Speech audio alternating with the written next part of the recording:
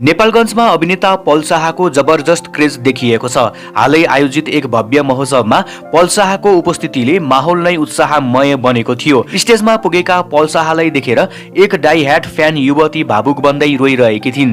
उनले पल शाहलाई अँगालो हालेर आफ्नो माया र सम्मान व्यक्त गरिन्। त्यसक्रममा पल शाहले उनलाई नरुन, हौसला राख्नुस् भन्दै न्यानो आशीर्वाद र सान्त्वना दिए, जसले उपस्थित दर्शकहरूको मन छोयो। महोत्सवमा युवा मात्र होइन, ज्येष्ठ दर्शकहरूको पनि उल्लेखनीय सहभागिता देखियो।